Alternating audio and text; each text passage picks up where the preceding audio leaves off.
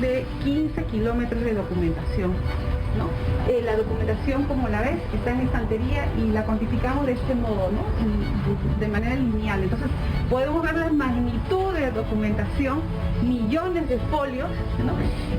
Miles de legajos donde se está contenida justamente la información de carácter permanente, ¿no? De carácter de valor histórico. Nuestro acervo histórico ha recorrido un camino sinuoso y errante desde la naciente República.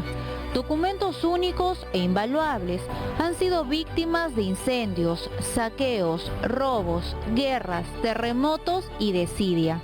El primer local para conservar estos escritos fue el antiguo Palacio Virreinal. Sin embargo, un incendio en julio de 1822 hizo que fueran trasladados a la prefectura, más tarde a una celda del convento de San Agustín y posteriormente a un espacio de la Biblioteca Nacional. Justo acá tenemos, por ejemplo, este documento importantísimo y muy valioso, que digamos es la partida de nacimiento del Archivo Nacional, que luego fue el Archivo General de la Nación. Por ejemplo, en el artículo 1 se establece la creación del Archivo Nacional y, entre otras cosas, ordena la recopilación de la documentación desde el convento de San Agustín a, por ejemplo, de la Biblioteca Nacional y otros repositorios que contenían valiosa documentación para constituir los documentos del Archivo Nacional. La fecha del 15 de mayo de 1861, con la firma del presidente Ramón Castilla, que es quien suscribe, ¿no?, en la parte de... Es la fecha de creación del Archivo Nacional, hoy Archivo General de la Nación, pero en ese momento Archivo Nacional, 40 años después de la existencia ya de la Biblioteca Pública o de la Biblioteca Nacional. Es verdad que los documentos se guardaban en un primer momento también en la Biblioteca Nacional, es verdad que los que hacen la independencia tienen claro que debemos cuidar la memoria, pero es verdad también que le dan una principal importancia a la Biblioteca Nacional y no tanto al archivo. El primer director o la dirección del Archivo Nacional era un cargo ad honorem, pero además de esto, dada la importancia y el valor de los documentos o de las personas que trabajan en los archivos, es que se les pedía una fianza, digamos, a cada persona para garantizar su idoneidad para trabajar en los archivos. En 1864, el doctor Santiago Tábara se convierte en el primer director del Archivo Nacional. Santiago Tábara en ese momento es una personalidad muy reconocida. Es un intelectual, autor de libros y que ha sido presidente del Congreso, de un Congreso un poco mejor que el que tenemos ahora. Es decir, toda una personalidad al final de su vida es honrada nombrándola jefe del Archivo Nacional. Pero al final no lo dotaron de presupuesto y el señor dijo, yo no voy a arriesgar mi prestigio, ¿para qué voy a estar acá si sin presupuesto no puedo hacer nada? Y en efecto renunció. Entre los años 1919 y 1943, asume la dirección del Archivo Nacional Horacio Urteaga.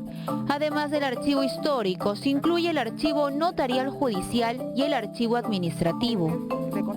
Lo que hoy existe en el Archivo General de la Nación, desde el punto de vista histórico, es la documentación más importante de toda América Latina, o por lo menos de toda América del Sur, por la importancia que tuvo el virreinato en su momento, por los testimonios escritos que podemos encontrar allí. Desde el punto de vista histórico es invaluable lo que tenemos allí. Pero hay otro punto que quizás sea tan importante como el histórico, y es que en el Archivo General de la Nación existe también documentación notarial. ¿Cuántos documentos se encuentran aquí? En esta sede, en el área histórica, tenemos alrededor de 15.000 metros lineales de documentación. En la otra área, que es el archivo notarial, tiene alrededor de 10.000 metros lineales, lo que hace la documentación solamente en esta sede alrededor de 25 kilómetros de documentación. ¿Cuál es el documento más antiguo que se encuentra aquí en esta sede? Tenemos aquí un documento que corresponde a un libro de cuentas, que es el del año 1602, que formaba parte del extinto Ministerio de Hacienda y Comercio, hoy Ministerio de Economía y Finanzas. Acá tenemos otra joya de nuestros repositorios, que es una carta, que es correspondencia que envía general San Martín a Hipólito Unanue, como sabes, un prócer de nuestra independencia. Lo que hace es informar hacia septiembre de 1821 cuál es el estado del avance de las tropas patriotas, ¿no? Y bueno, lo que dice básicamente es que está satisfecho por el avance favorable de las tropas y que aun cuando están cerca los enemigos, los realistas, él ve con mucha fe, ¿no?, el avance que se desarrolla en aquel entonces. Es parte de la correspondencia que envía San Martín como protector del Perú a Hipólito Unanue en su condición de ministro de Hacienda, ¿no? Entonces, mucha de esta documentación del proceso pre-independencia, inclusive post-independencia, se encuentra aquí en el Archivo General de la Nación. En este documento podemos dar cuenta justamente el ascenso que se hace de nuestro héroe nacional Miguel Grau de alférez a teniente segundo de la Armada. Por ejemplo, acá podemos leer Juan Antonio Peset, presidente constitucional de la República, atendiendo al mérito y servicio del alférez de fragata de la Armada Nacional, don Miguel Grau, he venido en ascender a teniente de segunda de la misma. Por tanto, ¿no?, dice, dado en la Casa de Gobierno en Lima a 11 de septiembre de 1863. Podemos encontrar documentación, por ejemplo, del Ministerio de Justicia, documentación, por ejemplo, importante, como es los registros de civiles de nacimiento, matrimonio, defunción.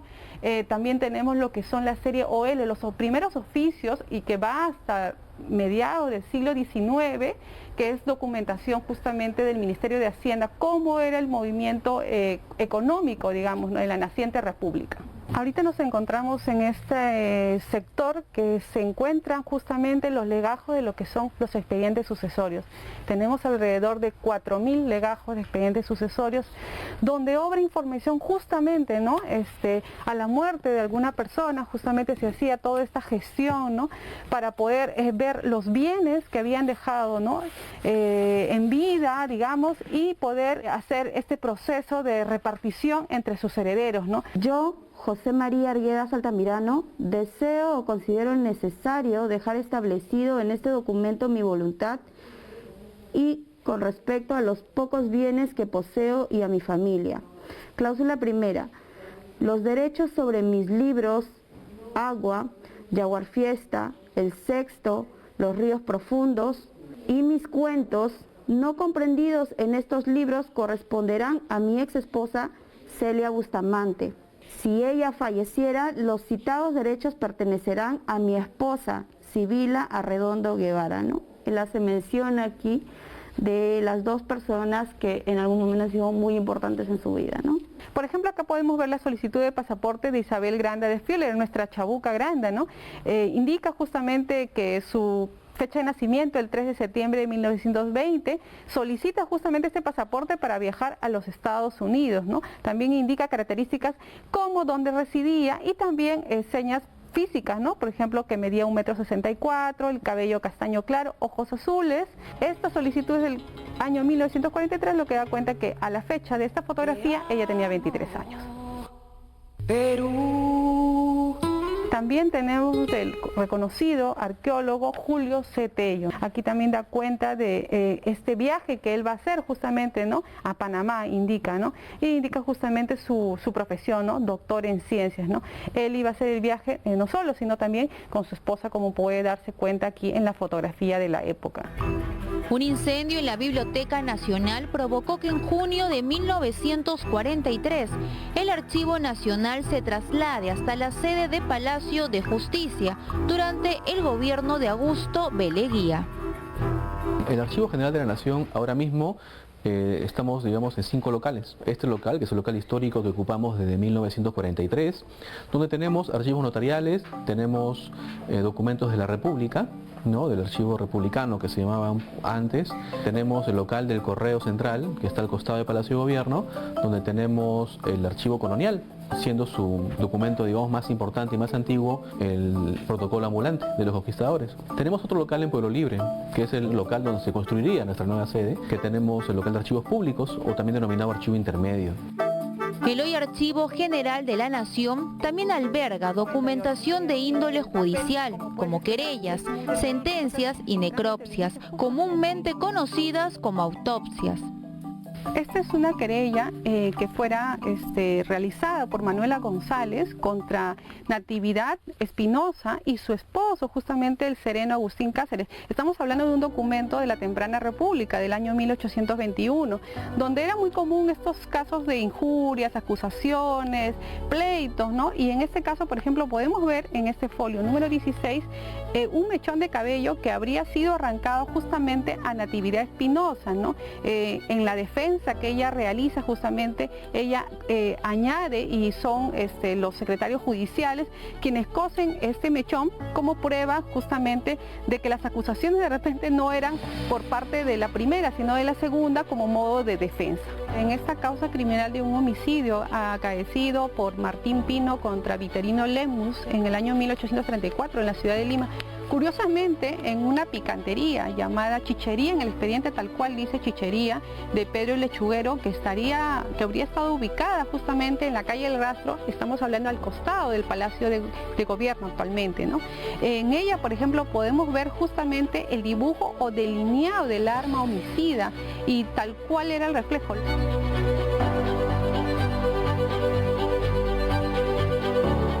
Uno de los casos más mediáticos y polémicos del siglo XX fue el del denominado monstruo de Armendáriz en 1954. Jorge Villanueva Torres fue sentenciado a muerte por fusilamiento tras ser acusado de asesinato y violación de un niño de 3 años de edad. De acuerdo con las pruebas presentadas y cómo se llevó el proceso, se cree que Villanueva Torres habría sido inocente. En este expediente, que corresponde a la Morgue Central de Lima, podemos ver el caso conocido, el protocolo de autopsia número 21101, que es del niño quien habría sido presuntamente la víctima del famoso monstruo de Armendáriz que remeció la escena nacional hacia el año 1954. Se pueden ver detalles justamente de cómo se le encontró, ¿no?, las prendas que llevaba puesta y el estado, ¿no?, en este caso, por ejemplo, con manchas de sangre. Pero a lo largo de este expediente, que tiene alrededor de 8 páginas, podemos ver que efectivamente el niño no habría sido víctima de una agresión sexual, ¿no? En la parte final, donde concluye el médico jefe de autopsias, indica que la causa de la muerte habría sido un traumatismo cráneoencefálico, y en los comentarios y conclusiones dan cuenta de ello. Entre el 2002 y el 2003, el Poder Judicial inscribió la totalidad del edificio como suyo.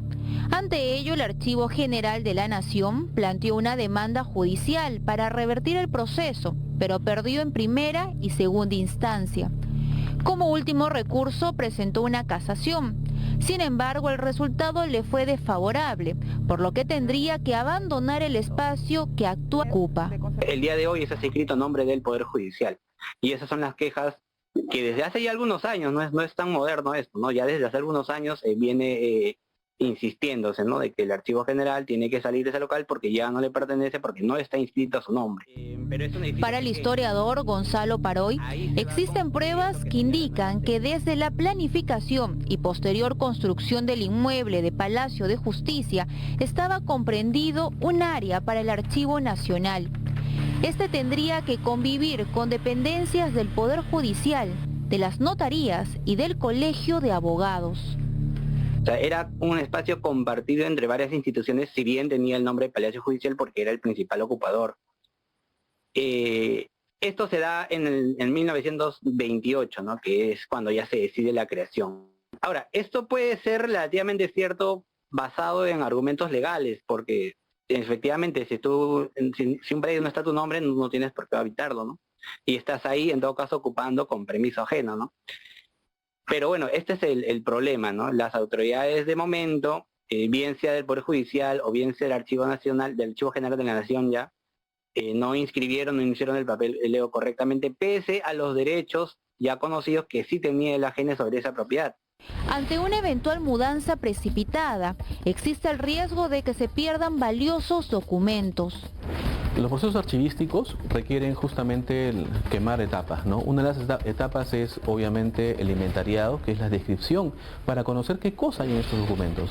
Históricamente hablando, digamos, en los casi 80 años que llevamos acá en este local, se han transferido documentos ¿no? Con listados, ¿no? Listados, 20 paquetes, 50 cajas, pero no sabemos qué cosas hay en esas cajas. Entonces, trasladarnos de manera abrupta, sin quemar las etapas que te comento, podría conllevar a que dentro de esas cajas, por ejemplo, hayan joyas, ¿no? Que no sepamos que están ahí. Y eso conllevaría un peligro de que potencialmente podría perderse esa información. ¿Es factible que el Archivo General de la Nación tenga que mudarse a un lugar temporal porque un juez decidió que el traslado tiene que ser inmediato? ¿Es factible? ¿Tiene sentido? ¿Podemos promover eso? Yo creo que efectivamente ahí los poderes se tienen que reunir y tienen que llegar a un consenso para beneficio del país. En este momento, menos del 1% de nuestro fondo documental digitalizado. Entonces, realmente es nada respecto al gran volumen de documentos. Acuérdate que tenemos 240 millones de documentos, ¿no? De esos 240 millones de documentos, si los ponemos uno atrás de otro, llegaríamos a catar 10 veces, ida y vuelta.